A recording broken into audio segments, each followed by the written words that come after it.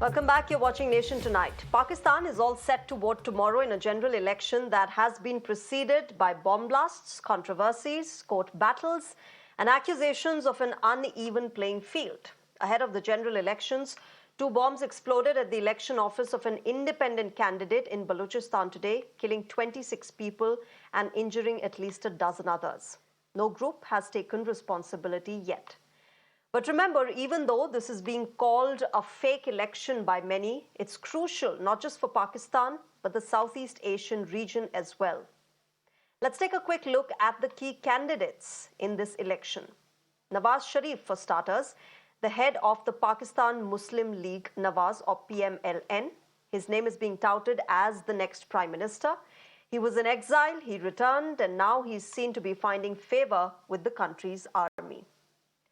35-year-old Bilawal Bhutto Zardari, the leader of Pakistan People's Party, or the PPP, the son of Benazir Bhutto and Asif Ali Zardari. While the PPP may not secure a majority, its stronghold in southern Sindh province gives it significant influence in a potential coalition. It could play the kingmaker. Imran Khan of Pakistan Tehreek-e-Insaf, he is in jail. Remember, he was ousted from the Prime Minister's office in 2022 and barred from this election. He has been confined by legal entanglements, yet the former cricketer remains popular among people, especially the youngsters. There are also the likes of Asfandyar Wali Khan. He heads the Awami National Party, based mainly in northwestern province of Khyber Pakhtunkhwa, which seeks to replace PTI in the provincial government there. And several other small parties are also in the fray, but these largely are the key candidates in this year's elections. Let's get more perspective on this and the significance that these elections hold for Pakistan and the entire region. On the broadcast, I'm joined by Mr. Suresh Goel, former ambassador. I'm also joined by Mr. Abdul Samad Yaqub, he's spokesperson for PTI. Good evening. Welcome to both of you. Mr. Yaqub, I'd like to start with you. This is a crucial election for your country and for your party. The fact that Imran Khan remains in jail as you and I speak tonight is also of consequence to this election. But what are your hopes? For starters, what are your hopes from this election tomorrow? Well, first of all, I would call it a selection day rather than the election or general election. I mean, this is unprecedented that every coercive measure has been taken against the PTI. Extremely uneven playing field for us. Never it happened. Never we had witnessed such kind of brutality and atrocities committed by the opposition or at the state level. So this is kind of worst elections or selections, just like, I mean, it may have happened in Africa or the Bangladesh is the key examples. I mean, so I don't think that any political stability or economic goals can be achieved by installing any puppet prime minister by such exercise. So I strongly condemn such kind of exercise, which is only to restraint or only to restrict Imran Khan. The only purpose for the election is to stay him out of the power or to put him in a jail for a longer time. That's what we are facing. That's what we are witnessing. And when you call it selection process, Mr. Yaqub, do you also mean to say that the army will put back Nawaz Sharif, as is being speculated, as is being talked about, as was printed in a lot of your newspapers as well? Well, see, this is clearly evident that in past we have the hybrid kind of model is being practiced in past, and I mean this. I don't want to live in the state of denial. I mean, I have to admit it. There's even in PTI arena, we have there was kind of a hybrid model which can, but upcoming hybrid model is I would call it a hybrid pro max. I mean, where the share of the part share of the elected prime minister or selected prime minister would be very least. I mean, uh, this is kind of a puppet who is going to be installed, as I have told you. So this, I mean, it's useless. I Okay. mean, when the most popular party or the most popular leader of Pakistan, I mean Imran Khan, when they put him in the jail, what would they expect? I mean, I don't think that there would be any use of this such exercise. Okay. Okay, Ambassador Suresh Goel, apart from this tussle that goes on in Pakistan for decades now, it has had, over about 29 prime ministers since its inception. Nobody has completed a full term. It's always this tussle between the political leadership and the military leadership in the country. Do you think the kind of problems, the kind of challenges that Pakistan is going through, it's time for them to actually give up this lock him up kind of politics that happens ahead of the elections, and no prime minister ever completes a full term? He's locked up. There's a coup. From a poster boy, like in the case of Imran Khan, it was very evident that he was the poster boy, the blue-eyed boy of the Pakistani military. And now, as we speak, he's in jail. It's time for Pakistan to actually now come out of this kind of a politics and actually focus on the real issues that persist in the country. There's a debt crisis, the economy is unstable, the citizens of Pakistan are having a terrible time when it comes to the cost of living. I think Pakistan has finally got into the kind of a self-destructive mode slowly because of the kind of policies that it adopted. Now, let us recall how Pakistan politics has come to this kind of a stage. In 70s and 80s, first of all, the fact that in Pakistan, military always has been the supreme power simply because Pakistan's foreign policy single most important agenda has been either basically Afghanistan in Central Asia or India.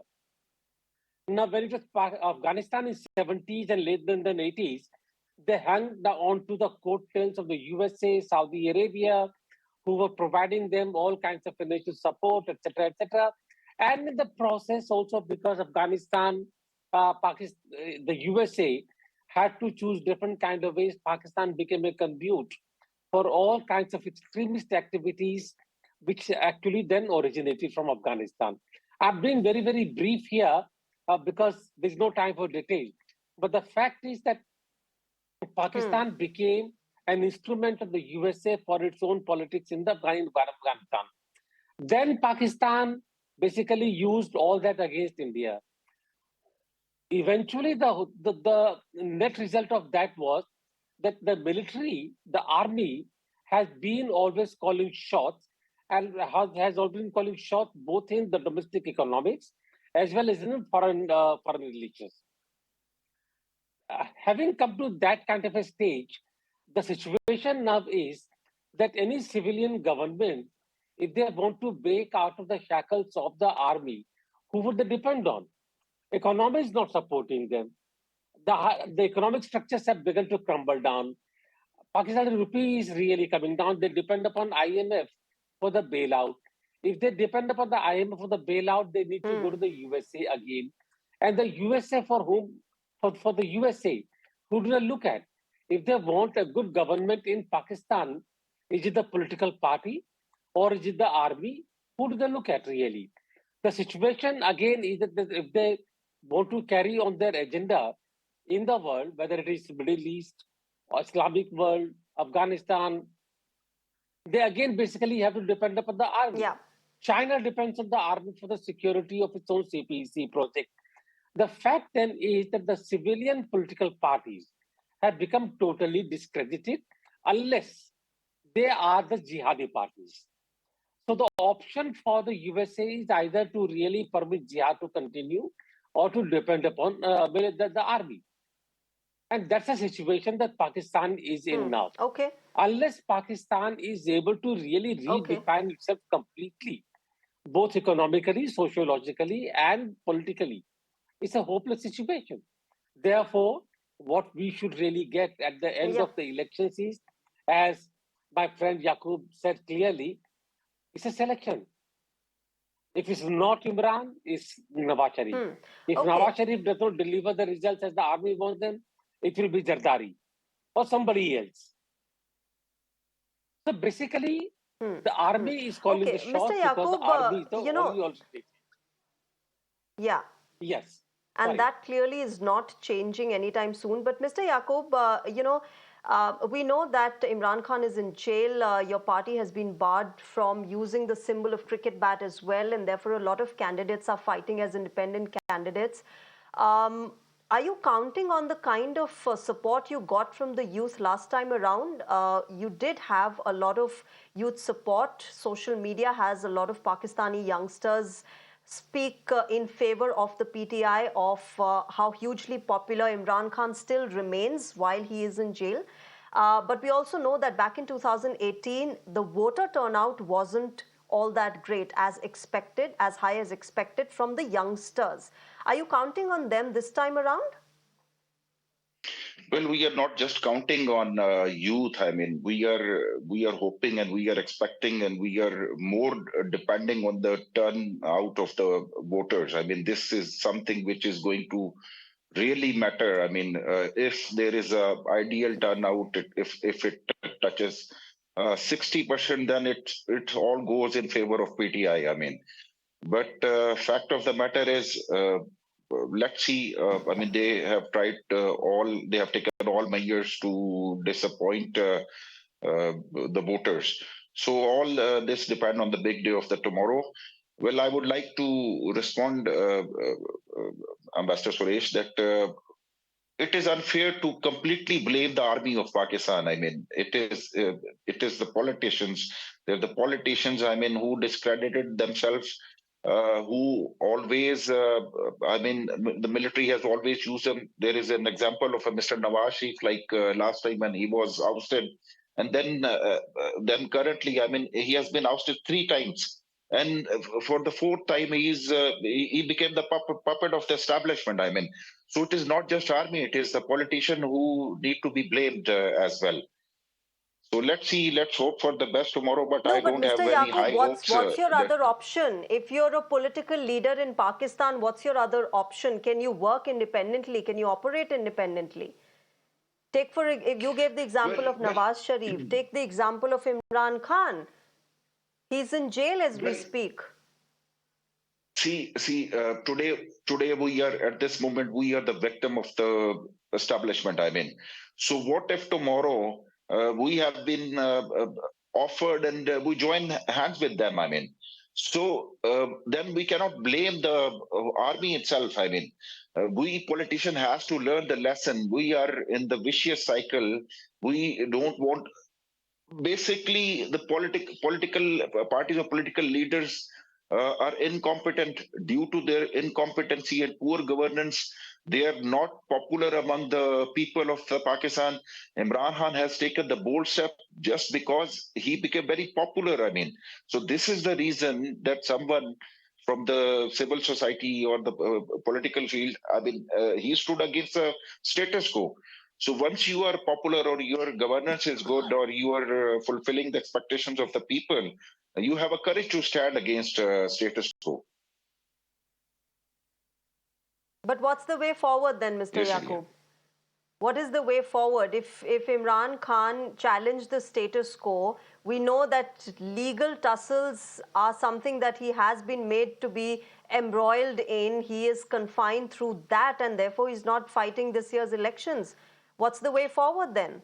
Well, the way forward is the nation and the institutes. I mean, they have to learn. I mean, especially the institutes who wield the real power, who has to realize at this point where we are, the economy is melting down, and there is a political instability. We have a security challenges. We have. I mean, over ties with Iran and with Afghanistan. I mean, so at this point, they must realize that they have to respect the will of the people of the Pakistan. I mean, otherwise, these serious challenges cannot be faced without the public support.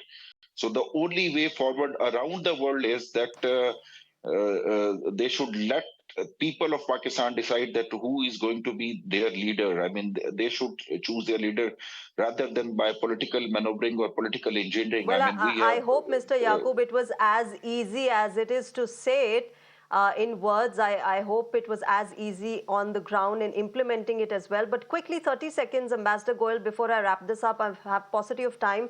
The election result, even though Mr. Yaqub says this is a selection process, how much of it will impact India? We are Pakistan's neighbor, Pakistan, and whatever happens in Pakistan will absolutely affect India as well. I don't think it's going to change things really very much for India, simply because we have known now for several decades that as far as India policy is concerned, it is really managed from Rawalpindi. Islamabad doesn't really matter at all, really. So, in a sense, when Musharraf was the president, we had a greater idea of what to expect rather than now. Imran Khan did try to really get closer to India, but eventually, once he began to challenge Bajpai and he began to challenge the ISI ahead, he also had to give way. So essentially for us, whether it is Imran Khan or Nawaz Sharif, unless we know who actually can take decisions independent of the army, it makes no difference really. We know that Yeah. because of the antipathy of the army towards India, we will continue to face extremism and militancy from across the borders. We will continue to face Dawood Ibrahim will continue to face LET, etc., etc. All those things will Okay. continue. The only hope, and I'm not saying it rather boldly, and knowing very well that it's a very, very difficult thing, really. The only hope really is that if some civilian government can focus on developing the economy of Pakistan, and if the economy of Pakistan can become independent of the military establishment enough to be able to talk to India on its own, I think there is hope. Otherwise, it will be really Well, that's the biggest challenge. yeah. That remains the It will biggest be challenge for Pakistan, to restore and to let democracy sustain itself for the development and the betterment of its citizens. With that, I'll wrap this up. Abdul Samad Yaqub and Suresh Goel, thank you very much to both of you gentlemen for joining us on the broadcast and helping us understand the implications of the Pakistan election that is all set to be held tomorrow. All right.